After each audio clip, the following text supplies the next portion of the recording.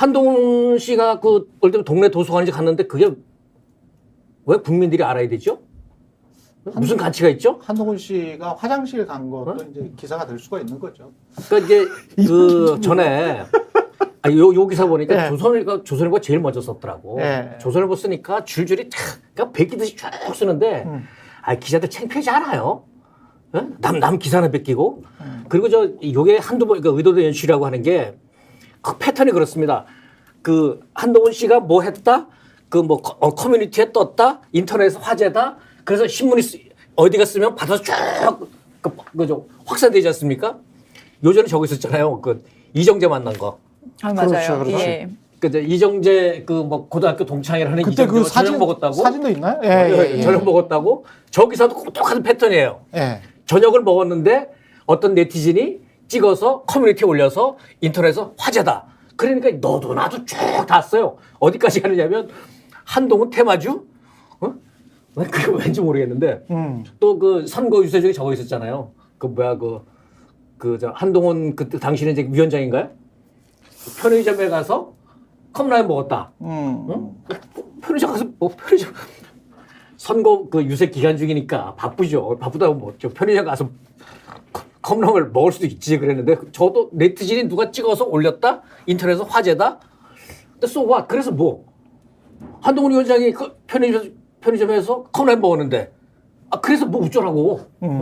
근데 so what? 사실상 그래서 뭐 어쩌라고? 기사가 나면은 클릭 수가 있고, 근데 그걸 따라 쓰는 기사들이 많은 건 사실이잖아요. 근데 한동훈 위원장이 그 일반적인 뭐 종이신문이든 이렇게 기사 나오는 거는 지금 국민의힘 당대표 적합도를 설문조사를 했을 때 유승민 의원하고 거의 1, 2위를 다툰다.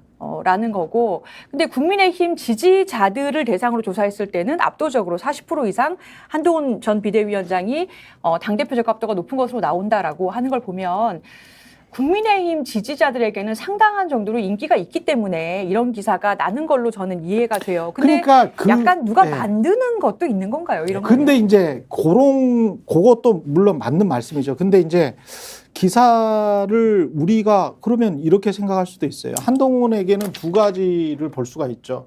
마치 과거에 이제 조국이 인기를 끌었을 때 조국의 이른바 이제 조국 사태가 일어나기 직전에 조국이 굉장히 인기를 끌었잖아요.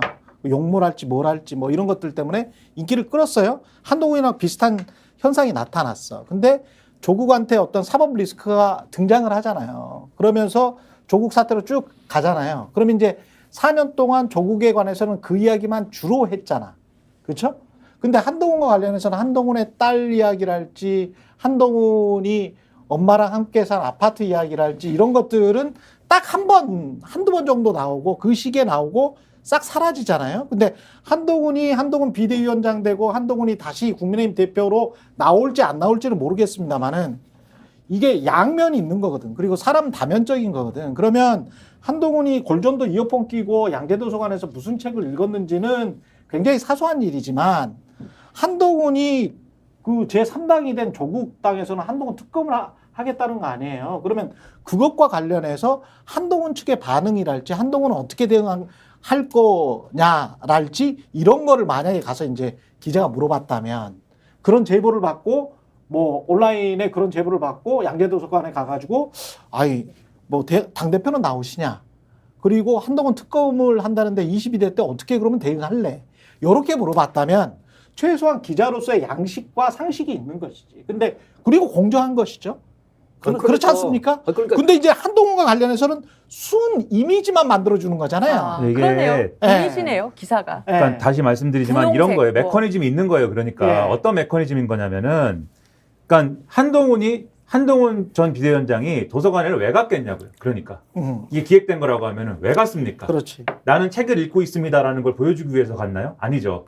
지금 잠행하다가 왜 갔느냐라고 하면은 지금 가면 의도가 있다고 하면 지금 가면 지금 말씀하신 대로 한동훈이 당대표 나오는지 안 나오는지가 지금 이 국민의힘과 사실은 대통령의 최대 관심사 중 하나인데 그렇죠. 이렇게 돌아다닌다라고 했을 때는 그게 뭔가 의미심장한 거다라고 하는 신호를 발산하는 거잖아요. 한동훈 전 비대위원장. 그렇지. 그런데 요거는 한 정치인이 언론에게 주고 싶은 신호인 것이고, 그렇죠? 주고 싶은 신호인 것이고, 지금 말씀하시는 거는 언론이 그 신호인 걸 알더라도 그렇죠. 언론이 원하는, 언론이 해야 되는, 언론이 써야 되는 것들을 한동훈에게 가서 물어봐야 되는 것인데 그렇죠. 네. 그리고 거기에 맞춰서 기사를 써야 되는 건데 지금 메커니즘은 뭐냐면 한동훈이 발신하는 신호를 그대로 수신을 하는 거예요. 네. 예를 들면 그 조선일보든지 음. 보수언론이든지 또는 인터넷에 뭐 이렇게 넘치는 그런 기사들이라든지 그렇죠. 그걸 그대로 수신을 해서 기사를 어떻게 쓰냐면 한동훈 자맹하다가 나타났다, 책 읽는 거 나타났다, 왜 나타났을까? 전당대회 준비한다고 하더라. 근데 나온다 안 나온다는 아직 결심 안 했다고 하지만 주변에서는 나가라고 한다더라. 그러면서 이제 쭉 가는 거죠. 대통령실은 불편해하더라. 대안이 누구라더라. 근데 중요한 건 이러면서 윤석열이라는 사람이 대통령이 됐다는 거야. 그러면 그러면서 몇 개월 만에 윤석열이라는 사람이 대통령이 됐다는 거야. 비슷한 면이 있네요. 윤석열에 약간 관해서 떠오르는 전혀 면이 있네요. 모르고 이게 그 그냥 찍은 거야. 윤석열 대통령이 검찰총장 그 자리 이제 물러나고 나와서 그렇죠. 그 집에서 칩거하고 있을 때 신문에 그렇다면 그 보수 신문에 많이 났던 게 중에 하나가 뭐냐면 그 외교 안보 경제 열공 중이에요. 그렇죠. 집에서 그런 기사가 있었어요. 아, 열공했으면 지금 결과가 왜 이렇죠? 그 외교 안보 그 경제 열공 중 외교 안보 경제 심지어는 저런 그런 기사 반려견 있었어요, 산책도 진짜. 끊고 열공 중. 저기 나오네. 그러네. 반려견 산책 산책. 아니 근데 끊고? 저렇게 사소한 건 어떻게 저게 알았어요? 2021년이야. 한국경제 반려견이 산책 끌려가기 끊은 거 싫어하는 것 같은데 반려견. 아, 반려견 목줄을 알았어요? 끌어잡고 이랬단 말이에요. 그리고 윤석열 그 서울중앙지검장 네. 시절에 자기 이제 수행비서나 이제 운전기사하고 흑석동에는 재래시장에 어떤 그 좀 유명한 순댓국집 가서 순댓국을 먹었는데 네. 사실은 그때는 박근혜 지지자들이 올린 거예요. 그래. 우리 저 네. 박근혜 그 구속했다고 네. 밉다고 사실 욕하는 동영상인데 그게 어떻게 돌고 돌다가 나중에 신문에 어떻게 나오냐면 서민 이미지로. 운전기사 수행비서와 같이 점심 먹는 서민적 풍모의 윤석열 네. 역대급 리더 이렇게 해요. 이거 뭐예요? 우상화하는 거죠. 그렇죠. 영웅 서사를 만들어주는 거라고. 그럼 이거는 언론이 우리 기자들이 누군가 뭐 큰 그림 있지 않으면 이렇게 안 하죠. 네. 기자 개별적으로 못 하죠. 그렇죠. 뭔가 큰 그림 안에서 움직이는 거죠. 음. 예? 반면에 이재명이나 조국 쪽은 어떻습니까? 전 범죄자 계속 혐오 프레임 씌운다고요. 계속 혐오를 씌우는데 이쪽 계속 영웅 서사를 만들어주는 거죠. 미화해서 예? 카펫 깔아주고 그리고 아까 그 한동훈 전 위원장이 이제 양재동 도서관에 왔다는 것도 일종의 뭐냐면 적어도 의도된 연출이고 짜고 치는 거고 일종의 저런 거죠. 좀만 기다리세요. Don't forget me not.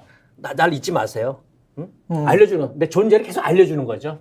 예? 좀 있으면 나올 겁니다. 저를 잊지 마세요 하는 그런 메시지 계속 던지는 거죠. 총선 이후에 좀 전열이 정비됐다. 그런 정비에 가고 있다. 그런 느낌을 좀 받고 조수진 변호사는 어떻게 보십니까? 이 야권에 관해서 특히 이제 보수 신문들이 뭐 강성 이미지를 요새 이제 풍기려고 하는 듯한 그래서 뭘 강행하려고 한다. 뭐 강성 이미지에 누구를 뭐 안 친다. 이게 명심이다. 명심으로 다 뒤덮였다. 뭐 이쪽으로 이렇게 쭉 몰고 가는 그 분위기. 뭐 정치를 해보려고 했으니까 어떻게 보십니까? 이 언론들이 뭔가를 움직여서 사람들이 그렇게 생각하도록 만들 수 있는 힘이 있구나라고 느끼셨어요? 어떠셨어요? 그 지난 총선 직전에?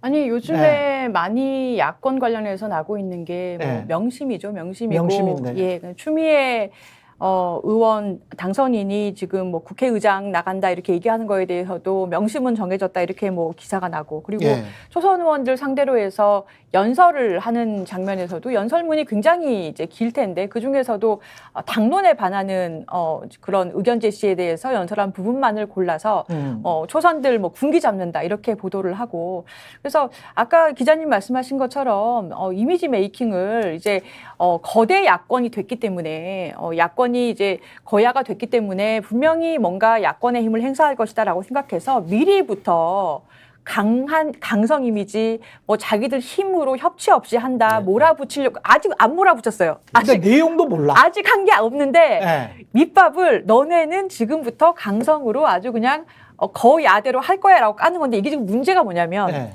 사실 국민들의 의사예요. 네. 그렇게 거대 야권 180석 만들어 주신 것 자체가 총선에서 나온 그렇죠. 국민들의 힘인데 예. 그 국민들의 의견대로 그러면은 야권이 움직이는 게 당연한 거 아닙니까? 자기들의 이렇게 이 투표권을 행사하든 아니면은 어떠한 의견을 내든 뭐 국회의장을 어떻게 구성을 하든 그건 본인들 의사인 건데 이걸 벌써부터 이미지를 그렇게 만드는 거죠.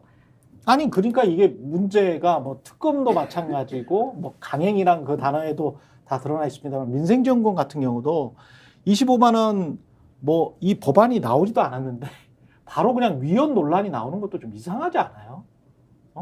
그 법안을 보고 그것과 관련해서 아 이게 좀 위헌 논란이 있겠구나 그러면은 어떻게 고치면 되겠다라고 아니면은 여권에서 어떻게 반응을 할까 이런 이제 왔다 갔다 하는 정치가 돼야 되는데 민생지원금 25만 원은 위헌적 소지가 많다라는 식으로 이제 띄워버리잖아요. 그러니까 그렇게 함으로써 상대방은 완전히 그 초강경 그리고 뭐 상대도 원래 못할 집단 이런 식으로 이렇게 만들어버리고 더 씌우는데 시작을 했다. 총선 이후에 이제 어느 정도 두들겨 맞다가 국민의힘이나 보수 신문들이 이제 시작을 한 거 아닌가 그런 생각이 든다는 거죠. 근데 예를 들어서 예. 차라리 그러면 예. 민생회복지원금 25만 원을 지금 처분적 법률의 개념으로 한다는 거에 대해서 예산 편성권을 가지고 있는 것 어쨌든 정부인 거고 그것에 위배되기 때문에 지금 위헌이라고 주장하는 거잖아요. 그렇죠. 그럼 차라리 그 얘기를 하면은 예. 그거에 대해서 따져볼 수는 있다고 봐요. 그거에 대해서 따져볼 수 있는데 문제는 뭐냐면 그거에 관해서 따지라는 이야기야. 그렇죠. 예. 문제는 뭐냐면 지금 말씀하신 대로 그전 맥락들을 막 심어놓은 거잖아요. 그렇죠. 예를 들면은 원내대표 친명 박찬대로 갔다. 그렇죠. 그다음에 국회의장 요 누구로 할지 저기로 할지 막 이렇게 정리가 안 되고 하다가 명심이 주말 사이에 작동을 해서 추미애 네. 당선인으로 쏠리면서 박찬대 원내대표가 나서가지고 정리를 해버렸다. 그 다음에 강행이라는 것도 예를 들면 최상병 특검이나 김건희 특검이나 이런 것들 사실 과정이라는 게 있었던 거잖아요. 그 법안을 처리하기 위한 패스트트랙에 태워가지고 국회법대로 패스트트랙에 태워가지고 그 태운 대로의 어떤 일수를 채워가지고 그 채움 끝에 자동 상정되는 데까지 기다렸다가 마지막에 이제 김진표 의장이 결단하느냐 마느냐에서 좀 잡음이 있었던 거고 그 과정 넘기고서는 지금 처리했고 대통령은 거부권 행사한 거 아닙니까? 그렇지. 하겠다거나 한 거거나 하겠다는 거거나 네. 김건희 특검은 거부권 행사해가지고 이제 안 됐으니까 당국회 해야 되니까 그렇게 된 건데 요 앞에 과정을 강행이다라고만 이제 표현할 수 있는 거냐? 그렇지는 않은 거죠. 절차를 맞춰서 온 것이고 그리고 새로 국회가 구성이 되면은 그 최상병 특검이나 이런 거는 지금의 민주당만 밀어붙이는 법안이 될 건 아닌 거잖아요. 네. 다른 심지어 보수 야당도 같이 어쨌든 하고자 하는 법안이 되는 건데 그때도 뭐 거야 강행이라고 쓸 겁니까? 그러니까 이런 맥락들을 막 형성해 놨기 때문에 거야 강행으로 쓸 것 같아. 근데 이런 맥락을 다 예. 형성을 해놨기 때문에 오히려 따져 볼 만한 얘기를 나중에 누가 하더라도 그렇죠. 오히려 그거를 정확하게 못 따지는 어떤 그런 상황을 언론이 만들었다라고 평가할 수 있는 거죠. 그냥 하나하나 또 따져보면 추미애가 갑자기 친명이 됐어. 추미애는 문재인 정부 때 법무부 장관을 했고 이재명과 그렇게 친하지가 않았잖아요. 그리고 지금 합의를 했다라고 해서 뭐 사퇴를 한 사람들 있잖아요. 조정식이랄지 정성호는 뭐 정말 찐 명이고 그리고 가까이 있었고 사법연수원 동기 뭐 이런 사이고 조정식은 사무총장을 했잖아. 그럼 국회의원들 공천할 때 직접적으로 개입을 한 사람 아니에요. 그러면 국회의원들이 지금 뽑는 건데 조정식 같은 권력자나 정성호 같은 바로 옆에 진짜 찐명을 뽑을 수도 있는 거잖아요. 그러면 이게 그리고 이재명 거꾸로 생각해 보면 이재명 입장에서는 두 가지 선택이 있었을 것 같아요. 본인이 직접 나서서 이 전국을 돌파하면서 그러면서 특검 전국을 주도해 나가느냐. 그러기 위해서 어떤 진짜 찐명이나 친명이 국회의장이 되느냐. 아니면 본인보다 더 센 사람 같은 추미애가 국회의장이 되는 게 본인한테 좋으냐. 이거 가지고 이제 정치적인 어떤 생각을 많이 했을 것 같거든. 근데 그런 어떤 정교한 분석은 다 빠져 있고 어느 순간에 친문이 친명이 돼.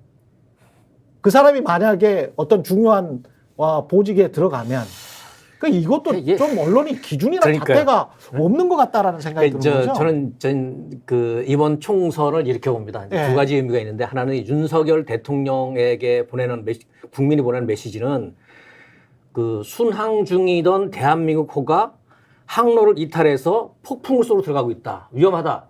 그러니까 정상 항로로 돌아오라는 의미가 하나 있고요. 또 하나는 야당, 민주당이 지는 의미는 일단 말로 해서 안 돌아오면 강제로라도 국회 권능을 이용해서라도 정상 항로로 우리 대한민국을 끌어들여라. 나라가 위험하다 이거거든요. 근데 이제 선거 이후에 대통령도 그렇고 이를테면 어떤 언론 쪽에서는 계속 어떤 프레임을 씌웁니다. 정쟁 프레임. 이를테면 민주당에서 최수근 해병 특검법을 요구하는 것도 정쟁이에요. 왜 자꾸 그런 걸 요구하느냐. 그렇지. 정쟁이 정치 공세가 되거든요. 예. 왜 그 정치 공세죠? 국민의 70%가 하라는 거 아닙니까? 국민의 명령을 수행하고 있을 뿐이에요. 그리고 요번에 이제 매경 보니까 초선 의원들이 모여서 뭐 의사 표시하는 걸 집단 행동 뭐 이러던데. 특검 릴레이 농성을 지금 릴레이 시작했죠. 선막 농성을 시작했죠. 그것도 예. 저는 이렇게 봅니다. 이번 선거에서 야당한테 보내는 거 국민의 메시지는 뭐냐면 선명해져라. 예? 선명해져라. 제대로 강하게 싸워라. 이를테면 오만 불통 독선의 이 정권을 정상 궤도로 끌어들이려면 흐리멍텅해서는 안 되잖아요. 선명하게 싸우라는 거고. 그래서 요번에 그 추미애 국회의장 이제 그쪽으로 가는 것 같은데 그것도 그런 민의를 받아들인 거라고 봅니다.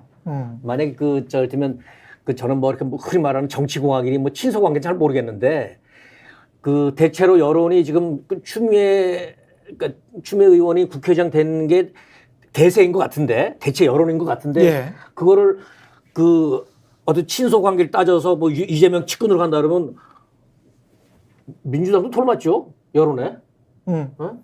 근데 이 국회의장 이제 선출 과정이라는 게 사실 다 거물들 아닙니까? 그렇죠. 추미애, 조정식, 우원식, 정성호 다 거물들이 등록을 한 거란 말이에요. 예. 그 거물들이 가령 이재명 대표가 이렇게 팔짱 끼고 있다가 당신 안 돼. 뭐 이렇게 해갖고 될 수 있는 거냐. 사실은 각자의 계산과 각자의 그 엄청난 각자의 이익이 있어. 네, 이게 이 돌아가는 건데 그럼. 이게 쉽지 않은 얘기거든요. 좀 더 정교하게 썼으면 좋겠어요. 그러니까 예. 원래 이 기존의 어떤 흐름으로 보면 예.